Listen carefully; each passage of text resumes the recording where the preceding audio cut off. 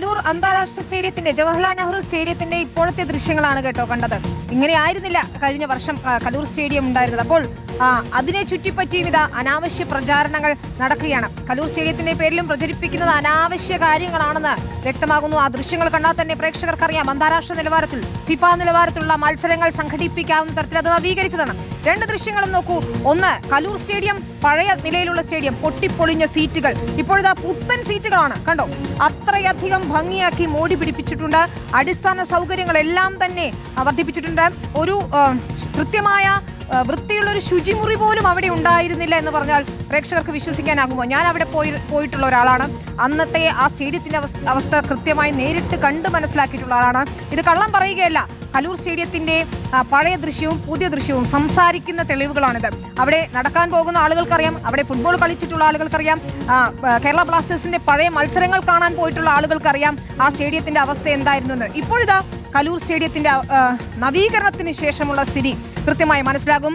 എത്രയധികം വ്ളോഗർമാരാണ് അവിടെ പോയി അതിന്റെ വാസ്തവം എന്ത് എന്ന് പുറത്തുവിട്ടത്. കാരണം ആ സ്റ്റേഡിയത്തിൽ മുൻപ് കളി കാണാൻ ഇതാ നോക്കൂ, ആ സ്റ്റേഡിയത്തിലെ സീറ്റുകൾ കണ്ടോ. കേരള ബ്ലാസ്റ്റേഴ്സിന്റെ പഴയ മത്സരങ്ങൾ നടക്കുന്ന സമയത്ത് ഇതായിരുന്നു ആ സീറ്റുകളുടെ അവസ്ഥ. ഒരു സംശയവുമില്ലാതെ അവിടെ പോയിട്ടുള്ള ഓരോ ഫുട്ബോൾ പ്രേമിക്കും അറിയാവുന്ന കാര്യം തന്നെയാണ് ഞാൻ ഈ പറയുന്നത്. ഇപ്പോൾ നവീകരണത്തിന് ശേഷമുള്ള അവസ്ഥ ഇത് തന്നെയാണ്. മത്സരം നടത്താൻ വേണ്ടി റിപ്പോർട്ടർ ബ്രോഡ്കാസ്റ്റിംഗ് കമ്പനിയാണ് ഈ സ്റ്റേഡിയം നവീകരിച്ചത്. സർക്കാരിനോ GCDAക്കോ ഒരു രൂപ പോലും ചെലവഴിക്കേണ്ടി വന്നിട്ടില്ല. 60 ദിവസം കൊണ്ടാണ് ഈ നവീകരണം പൂർത്തിയാക്കുകയും ചെയ്തത്. നവീകരിച്ച സ്റ്റേഡിയത്തിലാണ് കേരള ബ്ലാസ്റ്റേഴ്സിന്റെ മത്സരങ്ങൾ പിന്നീട് നടത്തിയതും. കേരള ബ്ലാസ്റ്റേഴ്സ് ഫാൻസിന് അറിയാം, മുൻപ് അവിടെ പോയിട്ടുള്ളവർക്കും ഇപ്പോൾ അവിടെ പോകുന്നവർക്കും അറിയാം അല്ലേ അർജുൻ മട്ടന്നൂർ എന്തായിരുന്നു പണ്ട് ആ സ്റ്റേഡിയത്തിന്റെ അവസ്ഥ എന്നത്. എന്നിട്ടും പല അപവാദ പ്രചരണങ്ങളും ഉണ്ടായിട്ടുണ്ട്. പക്ഷേ ആ സ്റ്റേഡിയം മോടി പിടിപ്പിച്ചിട്ടുണ്ട്, കൃത്യമായി നവീകരിച്ചിട്ടുണ്ട്. കോടികൾ മുടക്കി തന്നെ അത് നവീകരിച്ചിട്ടുണ്ട്. അത് ഒരു തരത്തിലും അതിലൊരു അവകാശവാദം റിപ്പോർട്ടർ ബ്രോഡ്കാസ്റ്റിംഗ് കമ്പനി ഉന്നയിച്ചിട്ടില്ല. ഏതെങ്കിലും തരത്തിലുള്ള ഉടമസ്ഥാവകാശമോ അല്ലെങ്കിൽ മറ്റെന്തെങ്കിലും കാര്യമോ അതിൽ വേറൊന്നും ലക്ഷ്യമിട്ടല്ല. മെസ്സിയുടെയും അർജന്റീന ടീമിന്റെയും മത്സരം അവിടെ നടത്തണമെന്നത് മാത്രമായിരുന്നു ഉദ്ദേശ ലക്ഷ്യം. ഇപ്പോഴത്തെ സ്റ്റേഡിയത്തിന്റെ അവസ്ഥ അത് അന്താരാഷ്ട്ര നിലവാരത്തിലുള്ളതാണ് എന്ന് വീണ്ടും വീണ്ടും നമുക്ക് ദൃശ്യങ്ങൾ സഹിതം കാണിച്ചു കൊടുക്കാൻ കഴിയും അല്ലെ അർജുൻ മട്ടന്നൂർ?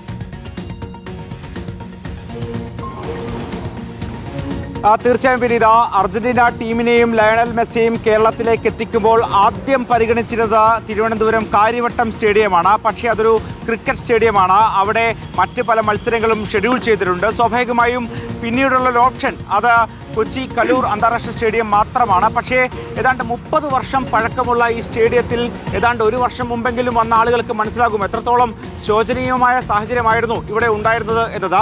1997 ഏതാണ്ട് 1 ലക്ഷം കാണികളടക്കം വന്ന മത്സരങ്ങളടക്കം നടന്ന സ്റ്റേഡിയമാണ്. പക്ഷേ പിന്നീട് കേരള ബ്ലാസ്റ്റേഴ്സിന്റെ മത്സരങ്ങൾ നടക്കുന്നുണ്ടെങ്കിൽ പോലും പൊട്ടിപ്പൊളിഞ്ഞ കസേരകളും മറ്റ് അടിസ്ഥാന സൗകര്യങ്ങളില്ലാത്ത സാഹചര്യവുമൊക്കെയായിരുന്നു ഈ കളിക്കാരെയും അതോടൊപ്പം തന്നെ കാണികളെയും കാത്തിരുന്നത്. അവിടെ സർക്കാരിനോട് റിപ്പോർട്ടർ ബ്രോഡ്കാസ്റ്റിംഗ് കമ്പനി ആവശ്യപ്പെട്ടു ഈ സ്റ്റേഡിയം നവീകരിച്ച് തരണം എന്നാവശ്യപ്പെട്ടു. പക്ഷേ പണമില്ല, അതുകൊണ്ട് തന്നെ സ്റ്റേഡിയം നവീകരിക്കാൻ കഴിയില്ല എന്ന സർക്കാരും അതോടൊപ്പം തന്നെ GCDയും നിലപാടെടുത്തു. ആകെ മുന്നിലുണ്ടായിരുന്നത് ഏതാണ്ട് 60 ദിവസത്തിൽ താഴെ മാത്രമാണ്. മറ്റു വഴികളില്ല. റിപ്പോർട്ടർ TV നവീകരിച്ചത് എന്ന് ചോദിച്ചാൽ അർജന്റീന ടീം എത്തുകയാണെങ്കിൽ എത്താനെന്ന് സമ്മതിച്ചു കഴിഞ്ഞു. പക്ഷെ കളിക്കാൻ ഒരു സ്റ്റേഡിയം ഇല്ല കേരളത്തിൽ. ഒരു അന്താരാഷ്ട്ര നിലവാരമുള്ള ഫിഫ നിലവാരത്തിലുള്ള ഒരു മത്സരം നടത്താൻ ഒരു സ്റ്റേഡിയം ഉണ്ടായിരുന്നില്ല. അതുകൊണ്ട് തന്നെ കലൂർ സ്റ്റേഡിയം നവീകരിക്കാൻ നിർബന്ധിതരായി എന്നതാണ് ഏറ്റവും പ്രധാനപ്പെട്ട കാര്യം. പക്ഷെ സർക്കാരിന്റെ കയ്യിൽ പണം ഉണ്ടായിരുന്നില്ല. അതുകൊണ്ട് സ്പോൺസർമാർ തന്നെ, റിപ്പോർട്ടർ ബ്രോഡ്കാസ്റ്റിംഗ് കമ്പനി തന്നെ അത് നവീകരിക്കാൻ തീരുമാനിക്കുകയായിരുന്നു.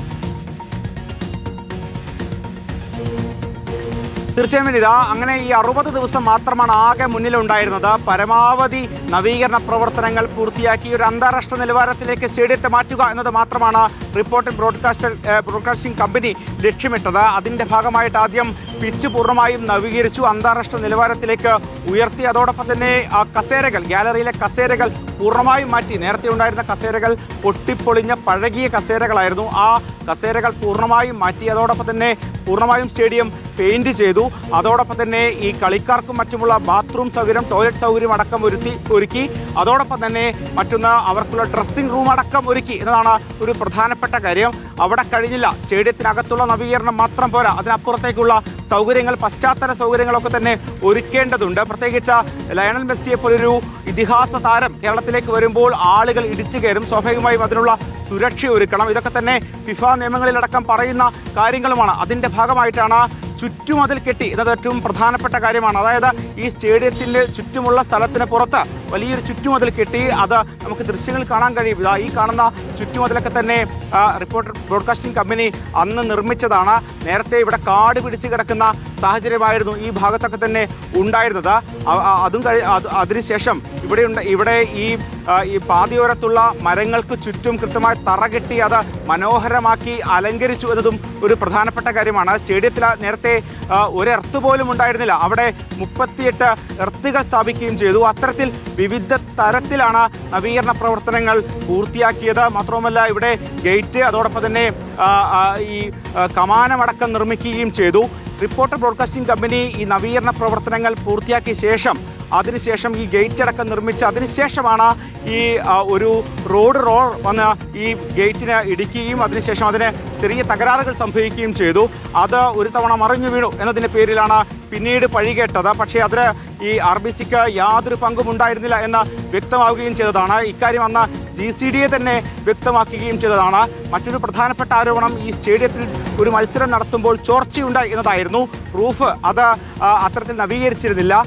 കഴിഞ്ഞ കുറേ കാലമായുള്ള മാലിന്യങ്ങളും മറ്റും ഈ റൂഫിന് മുകളിൽ നിൽക്കുന്നുണ്ടായിരുന്നു. സ്വാഭാവികമായും അപ്രതീക്ഷിതമായി മഴ പെയ്തപ്പോൾ സംഭവിച്ചത് ഈ മാലിന്യങ്ങൾ കാരണം വെള്ളം ഒഴുകിപ്പോകുന്ന വഴികളൊക്കെ തന്നെ അടയുകയും അത്തരത്തിൽ ഈ ചെറിയ വിടവിലൂടെ താഴേക്ക് പതിക്കുകയുമായിരുന്നു.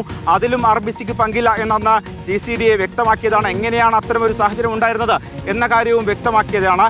ഇതാണ് സാഹചര്യം, ഇതാണ് സത്യാവസ്ഥ എന്നിരിക്കെയാണ് ഇത്തരത്തിലുള്ള നുണപ്രചരണങ്ങൾ ഉണ്ടാകുന്നത് എന്നാണ് ഏറ്റവും പ്രധാനപ്പെട്ട കാര്യം. ഇപ്പോഴും മത്സരങ്ങൾ നടക്കുന്നുണ്ട്.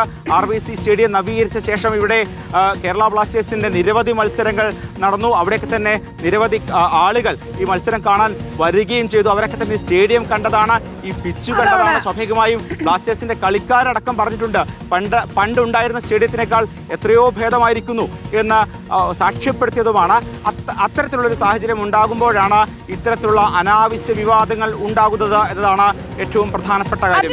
ഒരു നിമിഷം നമ്മുടെ ക്യാമറാമാനോട് ആ സ്റ്റേഡിയത്തിന്റെ ഒരു വൈഡ് ആംഗിളിലുള്ള ഒരു ദൃശ്യം ഒന്ന് കാണിക്കാൻ പറയാമോ? ഒന്ന് അർജുന്റെ പിറകു വശത്ത് ആ സ്റ്റേഡിയത്തെ ദൂരെ നിന്ന് നമുക്ക് കാണാവുന്ന രീതിയിലൊരു ദൃശ്യം കാണിക്കാൻ പറയാമോ? ഒന്ന് നമുക്ക് ആ ദൃശ്യം കാണിക്കാമെന്ന് തോന്നുന്നു. ഇവിടെ നിന്ന് വിനീത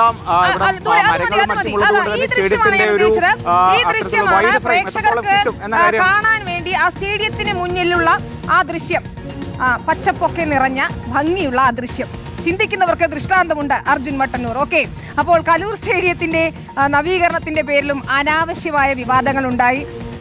ആ ദൃശ്യങ്ങൾ നമുക്ക് കാണാം. അവിടെ പച്ചപ്പുണ്ട്, തണലുണ്ട്, മരങ്ങളുണ്ട്.